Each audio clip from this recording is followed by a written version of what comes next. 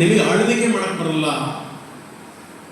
ನೀವು ನೀರಿನ ಮೇಲೆ ಕಂದಾಯ, ಗಾಳಿ ಮೇಲೆ ಕಂದಾಯ, ಎಲ್ಲದ್ರ ಮೇಲೂ ಕೂಡ ಕಂದಾಯ ಜಡಿತೀರಿ, ನೀವು ಟ್ಯಾಕ್ಸ್ ಜಡಿತೀರಿ, ನಿಮಗೆ ಆಳ್ವಿಕೆ ಮಾಡಕ್ ಬರಲ್ಲ ಅಂತ. ಯಾಕೆ ಅವ್ರಿಗೆ ಹಾಗನ್ನಿಸ್ತು ಅಂತಂದ್ರೆ ನಮ್ಮವರ ವರ್ತನೆಗಳು. ವಸಾಹತುಶಾಹಿ ಅನ್ನುವಂಥದ್ದು ಇದೆಯಲ್ಲ, ಅದು ಯಾವ ರೀತಿ ನಮ್ಮಲ್ಲಿ ಬೇರ್ಬಿಡ್ತಾ ಹೋಯಿತು ಅಂತಂದ್ರೆ ಬರೀ ಏನು ಅಂದ್ರೆ ಅದು ಮೊದಲು ನಮ್ಮ ಸಂಸ್ಕೃತಿ, ನಮ್ಮ ಸಭ್ಯತೆ, ನಮ್ಮ ಪರಂಪರೆಯ ಮೇಲೆ ನೇರವಾದಂಥ ದಾಳಿನ ಶುರು ಮಾಡೋದು. ನೇರವಾದಂಥ ದಾಳಿ.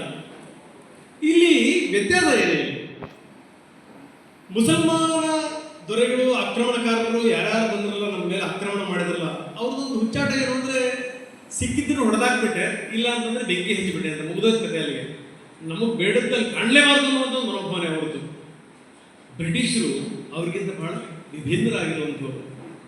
ಅವ್ರಿಗೆ ಗೊತ್ತು ಇಂಥ ಒಂದು ಸಮೃದ್ಧಶಾಲಿ ದೇಶ, ಇಷ್ಟೊಂದು ಭಕ್ತಿ ಶ್ರದ್ಧೆ ನೆಲೆಯಾಗಿರುವಂತಹ ನೆಲ, ಇದರಲ್ಲೇನೋ ಇದೆ. ಅವರು ಅದನ್ನು ಹುಡುಕ್ತಾ ಹೋದ್ರು. ಎಲ್ಲೆಲ್ಲಿ ಏನೇನು ಸಿಗುತ್ತೆ ನಮ್ಮಲ್ಲಿ ಅಮೂಲ್ಯವಾದದ್ದು ಅದೆಲ್ಲದನ್ನೂ ಕೂಡ ಕದ್ಕೊಂಡು ಹೋಗ್ಬಿಟ್ರು ಕೆಲವೊಂದು. ಈಗಲೂ ಕೂಡ ನಮ್ಮಲ್ಲಿ ಸಿಗದಿರುವಂಥ ಅದ್ಭುತವಾದಂಥ ಗ್ರಂಥಗಳು, ಜ್ಞಾನ ಭಂಡಾರ ನಿಮಗೆ ಎಲ್ಲಿ ಸಿಗುತ್ತೆ ಅಂತಂದ್ರೆ ನೀವು ನೋಡ್ಬೇಕು. ನೀವು ಜರ್ಮನಿಯ ವಸ್ತು ಸಂಗ್ರಹಾಲಯದಲ್ಲಿ ಅಥವಾ ಲಂಡನ್ನ ಬೇರೆ ಬೇರೆ ಭಾಗಗಳಲ್ಲಿ, ಅಲ್ಲಿನ ಲೈಬ್ರರಿಗಳಲ್ಲಿ ಸುರಕ್ಷಿತವಾಗಿಟ್ಟಿದ್ದಾರೆ.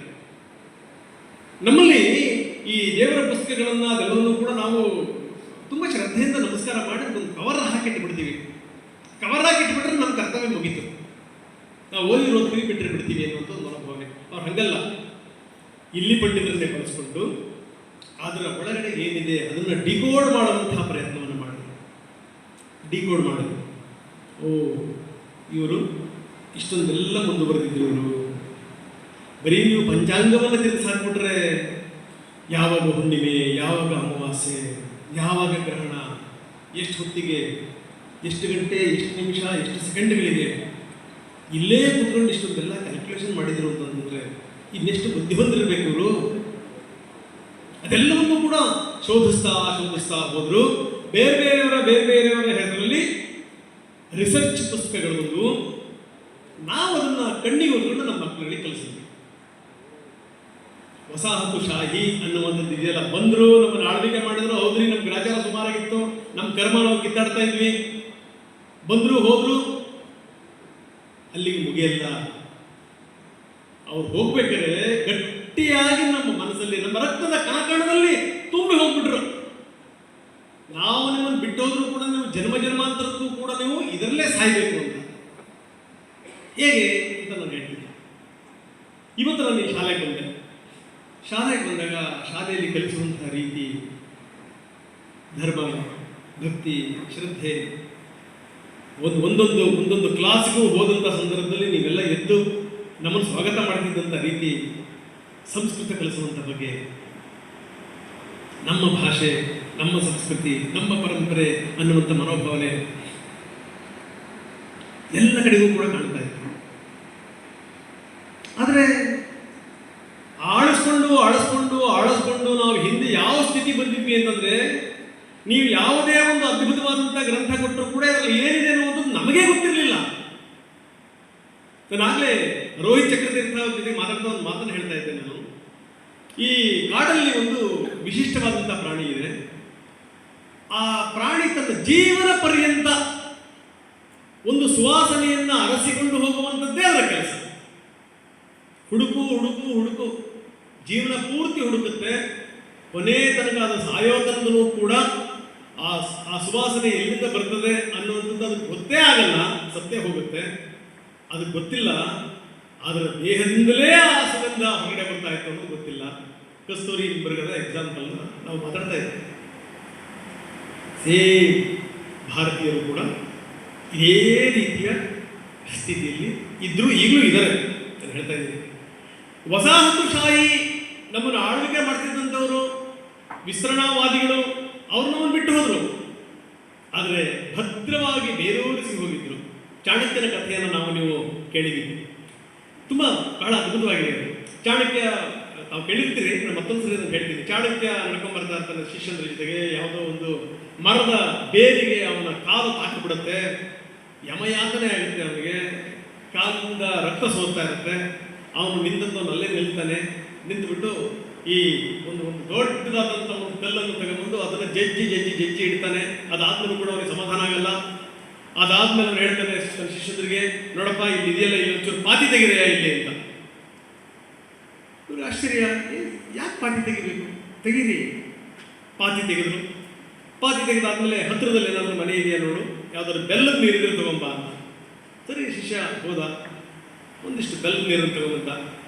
ಆ ಪಾತಿ ಆಗಿರುವಂಥ ಜಾಗಕ್ಕೆ, ಜಜ್ಜಿರುವಂಥ ಜಾಗ, ಪಾತಿ ಆಗಿರುವಂಥ ಜಾಗಕ್ಕೆ ಚಾಣಕ್ಯ ಆ ನೀರನ್ನು ಸುರಿದು ಎಲ್ಲ ಆಯಿತು.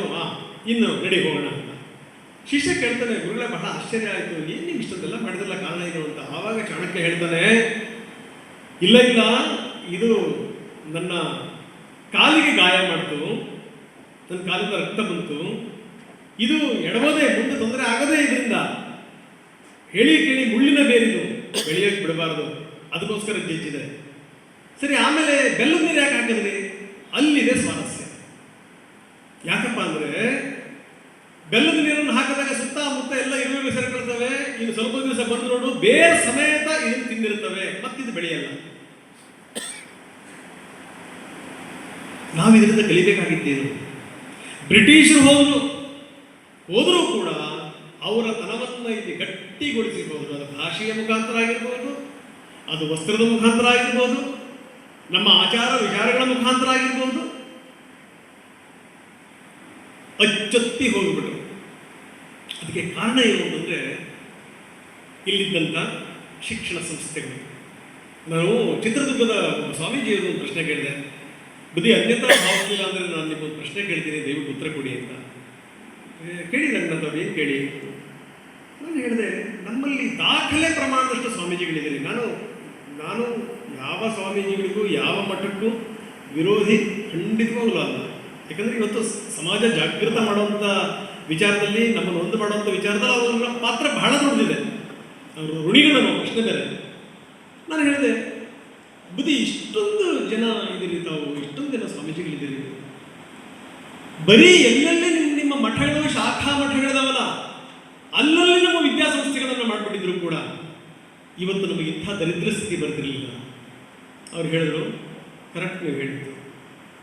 ನಾವು ನಮ್ಮವರು ಜೀವನದಲ್ಲಿ ಮಾಡಿದಂಥ ದೊಡ್ಡ ತಪ್ಪು ಅದನ್ನೇ. ಇವಾಗಿರುವ ಶಿಕ್ಷಣ ಸಂಸ್ಥೆಗಳು ಬಹಳ ಇವೆ.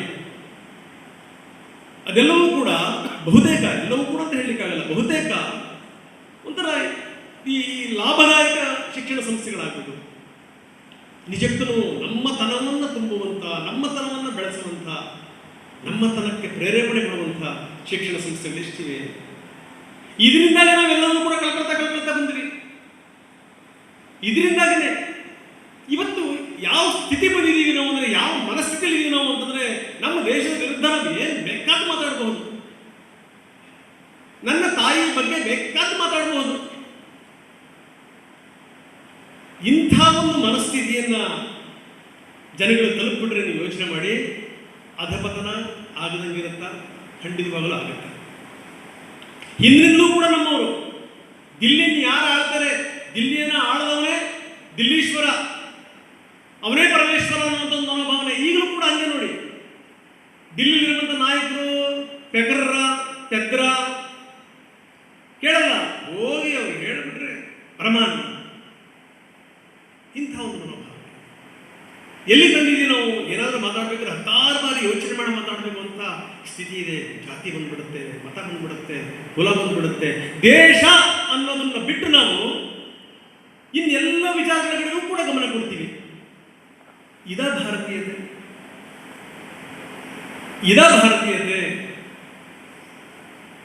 ಎಲ್ಲಿ ಹೋಯಿತು ನಮ್ಮದನ್ನ? ನಾನು ಬೇರೆ ಬೇರೆ ಕಡೆ ಹೋದಂಥ ಸಂದರ್ಭದಲ್ಲಿ ಕೆಲವೊಂದು ಎಕ್ಸಾಂಪಲ್ ಕೊಡ್ತಾ ಇರ್ತೀನಿ. ಆನೆಯ ಕಾಲಿಗೆ ಒಂದು ಪುಟ್ಟ ಸರಪಳಿಯಿಂದ ಕಟ್ಟಿ ಒಂದು ಸಣ್ಣ ಗೂಟಕ್ಕೆ ಅದನ್ನು ಸಿಕ್ಸಿರ್ತಾರೆ, ತಾವು ನೋಡಿರ್ತೀರಿ. ಅದು ಒಂದು ಸರಿ ಎಳೆದ್ರೆ ಭೂಮಿ ಸಮೇತ, ಮಣ್ಣಿನ ಸಮೇತ ಕಿತ್ಕೊಂಡ್ಬರುತ್ತೆ ಅದು. ಆದರೆ ಆನೆ ಎಂದೂ ಕೂಡ ಪ್ರಯತ್ನ ಮಾಡಲ್ಲ, ದೊಡ್ಡದಾದ್ರೂ ಕೂಡ ಪ್ರಯತ್ನ ಮಾಡಲ್ಲ.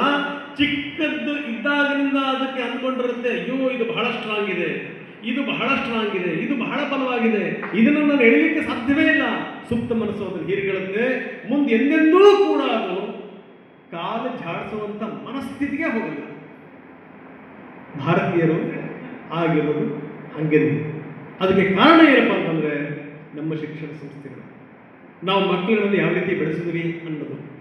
ಸರಿ, ಈ ಮಾತು ಮತ್ತೊಂದು ಕೇಳಲೇಬೇಕು. ಇಲ್ಲಿ ಓದಿರುವಂಥ ಮಕ್ಕಳುಗಳಿದಾರಲ್ಲ, ಅವ್ರಿಗೆ ಈ ಬಾಧೆ ಎಲ್ಲೂ ಕೂಡ ಕಾಣಲ್ಲ ನೋಡಿ. ಯಾಕೆ ಗೊತ್ತಾ?